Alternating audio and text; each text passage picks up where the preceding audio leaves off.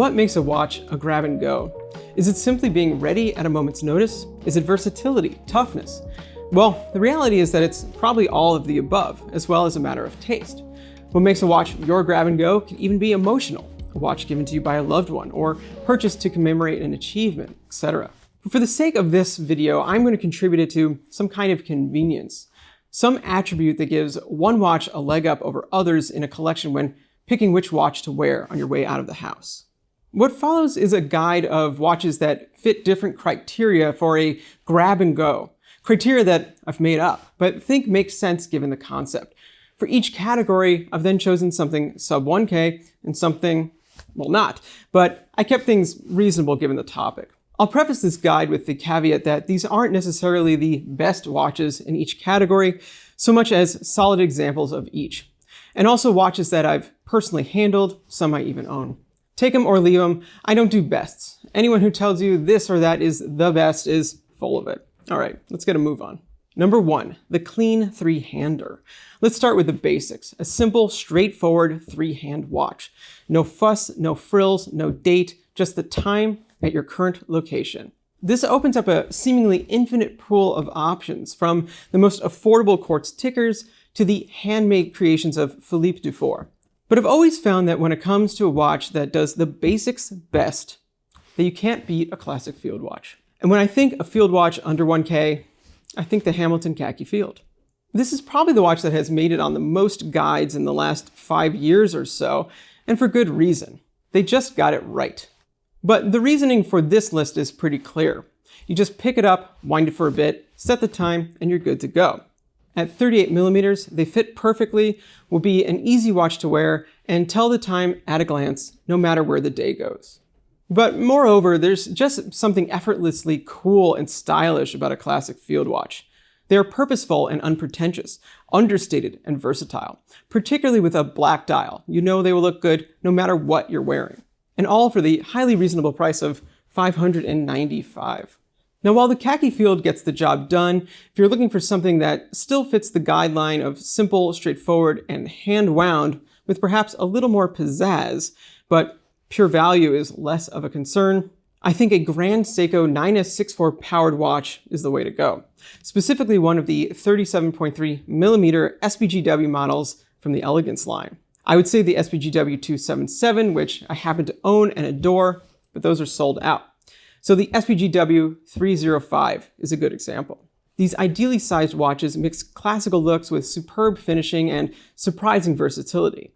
From the dials, which feature faceted batons and razor-sharp dolphin hands, to the rounded case with pronounced lugs that easily does double duty as dressy or casual strap depending, making them a surprisingly great grab-and-go option. The movement, while seemingly simple, is also wonderfully finished, offers better than chronometer accuracy, and a 72-hour power reserve. The SPGW 305 is just one example of this line, but given its monochromatic silver dial, it's the most neutral in appearance. It's also the only one that currently comes with their Beads of Rice bracelet, so it's priced a bit higher at $5,700. Number 2, the Gada, go anywhere, do anything. While we're on the topic of versatility, let's talk about another grab-and-go possibility. The go anywhere, do anything watch. The watch that works no matter the occasion. Some days might take you from the beach to a fancy restaurant, others from the office to a mosh pit. A good grab-and-go option should feel at home regardless of what's going on. The choice here seems clear to me. Historically, no watches have been better at transcending their category than the dive watch. Though truly sports watches at heart, dive watches have always acted as a canvas for watch brands to show off a bit. From materials to colors to applied markers to finishing, they often mix a bit of glamour with their toolish intentions. But when thinking about sub 1K dive watches, I guess I'm a bit of a traditionalist. My mind immediately goes to the OG icon of affordable divers, the Seiko SKX 007. Tough, affordable, timeless, and yet just a touch odd. They really checked all the boxes. But that's not a fair choice, as they've been discontinued for some time now, and the Seiko 5s that replaced them, while fun, don't quite fit the bill. So I turned to a newer Seiko model that balances just the right amount of dive features with classic Seiko funk, effortless style, and still a sub 1K tag. the SPB-317. New as of a few years ago, this 6R-powered prospect riffs on vintage Seiko divers while not quite being based on any one in particular, sort of mixing the Willard and the Turtle. At 41 by 46 millimeters, its barrel case is very wearable for a variety of wrists, especially since the crown is down at 4. It's even thin for a Seiko diver at 12.5 millimeters. A black dial and black bezel make it visually versatile, and that stoplight seconds hand is just plain fun. Yes, the date is at 4.5 with a corrected angle, which I know irks many people, but I happen to think it's a good solution on a diver, as it allows for full-size lume plots at every hour. Priced at $900 on a rubber strap, the 317 is not the value the 007 once was, nor is it a replacement to it, but it's still a solid grab and go. Now, if when I first mentioned the versatility of dive watches, images of Bond in a sub and tux came to mind, I wouldn't blame you. But a vintage sub is not a practical choice. So for a higher end but contemporary option, I'll go with the next best thing, the Tudor Black Bay 54. I know, the Black Bay 54 is another darling of watch guides, but here's why I chose it. The vintage styling, from the faux gilt print to the step rivet bracelet and the modest sizing with a 37mm diameter and 11.5mm thickness, make it both survive and thrive in a buttoned-up situation. It's genuinely an elegant watch when it needs to be. But it's also built as a modern diver should be, with 200 meters of water resistance for swimming or spilled beverages, chronometer certification so you won't be late or early depending on your mood, a silicone hairspring which should help with magnetism if you're up against a large speaker, and a 70-hour power reserve, just in case. It also has probably the best micro-adjust clasp out there. The Black Bay 54 comes in at $3,900 on a bracelet, a substantial step up from the SPB 317, but a lot less than a sub. Number 3, the Endurance Runner.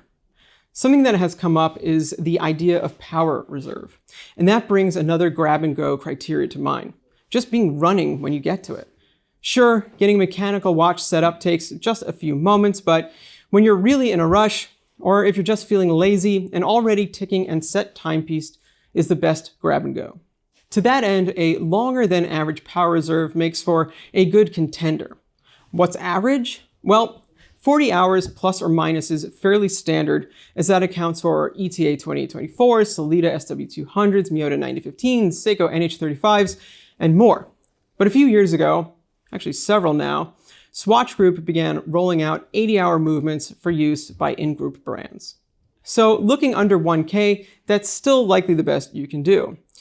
In terms of which, well, there are a lot of options from Swatch brands, but I feel like the Tissot PRX offers the most impressive bang for the buck in terms of movement, design, finishing, and price. Though it's worth noting the khaki field qualifies as well. Coming in at $695 at 35 millimeters and $725 at 40 millimeters on bracelets, less on rubber or leather, these 70 throwbacks sufficiently channel the bravado and swagger of integrated bracelet sports watches at prices that don't bring a tear to your eye. With textured dials in various colors, nicely finished cases that come in under 11 millimeters, 100 meters of water resistance, these are, frankly, also another go anywhere, do anything type of watch. But the kicker here is that they feature Powermatic 80 movements with, yes, 80 hours of reserve. Enough to get you through a long weekend, or rather, enough to get a watch through a long weekend if you leave it behind. But what if you want more power, more reserve? Not just hours or a few days, but a full week of power. Well, at least a business week. I'm talking 5 days. 5 days of buffer where you can bounce around knowing you can just come back and your watch will be ready. And when I think of a 5-day movement, one immediately pops to mind as it's perhaps from an unexpected brand, the Christopher Ward SH21. The only problem is, right now, the SH21 is only in the 12X models, which, while awesome, they are skeletonized and rather bombastic in their looks, don't feel quite as grab and go as I'd like. So there's another truly great option, the Oris Big Crown Caliber 473. Which not only features a 5-day manual wind caliber with a movement side power reserve, which is just the right way to do a power reserve, it also has a pointer date, giving it a little extra personality and functionality. The 473 is also fairly compact at 38 by about 46 millimeters and 12 millimeters tall, making it very wearable despite its larger than average power reserve, which at times can result in larger movements because there's more or larger barrels and thus larger watches. Lastly, as is always the case for a grab and go, it's easy on the eyes and legible. It has a bit of a field watch quality to it with its large Arabic numerals, and unlike many pointer dates, it has a sub-second so the hands aren't crowded. The pale blue dial might not be for everyone, and I do wish they had more color options, but with a brown leather strap and jeans, it would look killer. Priced at $4,800, you are paying for those extra hours, but hey, they bring some grab-and-go convenience. 4. The inevitable quartz. Now you're probably saying to yourself, Zach, if what you want is a watch that is just running, then quartz makes more sense. And you'd be right. So for our next grab and go, we're taking a step away from mechanical to head towards the practical. And once again, there is an endless amount of options, from a sub $100 Timex to an FP Journe Elegante. But since this is my guide, I want to build on the idea of what else a quartz can do beyond to tell the time, because they often bring complications to the wrist at more affordable prices. So far, the watches have been time only or time and date. Let's change that with a chronograph. But not just a chronograph, a mecha quartz chronograph. A type of movement that we take for granted nowadays. These hybrid calibers combine quartz timekeeping and convenience with mechanical chronograph gear trains for a smooth sweep, instant reset, and an appealing pusher feel.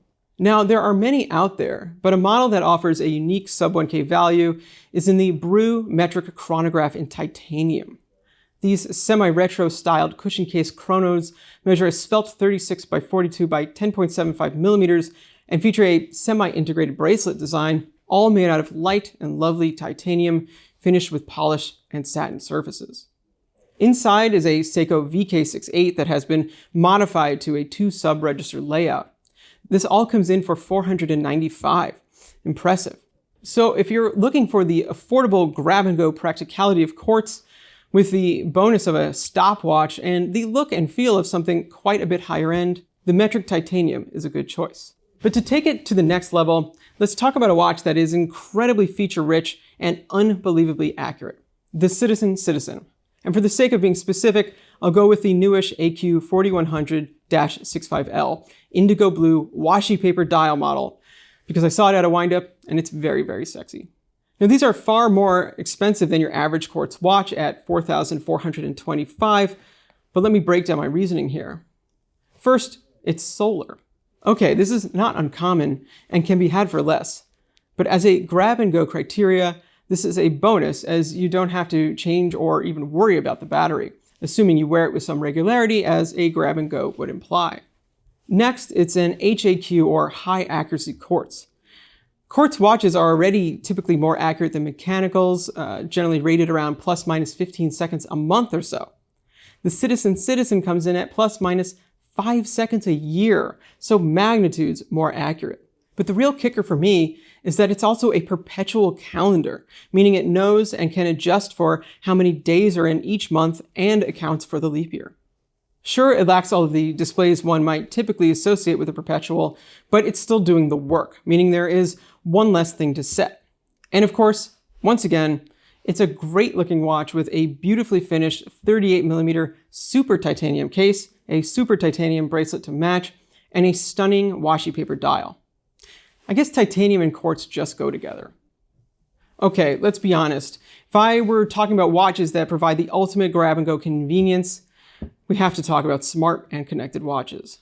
Love them or hate them, they do basically everything, including many things you'll never really need, as well as auto-adjust by way of apps to always have the right time and date. And look, I could talk about SmartLink G-Shocks here, which are awesome if you want something super rugged and connected, or ones that look analog, like those by Withings and Sequent, which focus on health and wellness if that's your thing. I mean, even Hublot makes a smartwatch for some reason. But I'm going to cut this section a bit short with a cop-out. Yeah, it's the Apple Watch, and I'm not ashamed to say I wear one almost every day. I also wear a traditional watch on my other wrist, but the Apple Watch is technically my most worn watch, my truest grab and go. Look, it tracks my steps, tells me the weather, keeps me on time for meetings, makes sure I don't overcook stuff, and allows me to pay for the subway without taking out my wallet. Those conveniences are hard to beat. If you want one affordably, there's the SE, which is what I have. If you want to splurge, there's the Ultra. But to be honest, I don't know if I really even think of it as a watch. I tell the time with my other wrist, as silly as that sounds. It's more of a lifestyle device. But hey, if what you want is something to strap on your wrist that requires the least amount of thinking, it definitely has you covered. All right, that's enough about grab-and-go watches. As I said before, what makes a grab-and-go is really a personal decision. So I want to hear from you in the comments what your grab-and-go is and why. Also, let me know if there are any other list or guide type videos you'd like to see. Thanks for watching, like and subscribe, and I'll see you next time.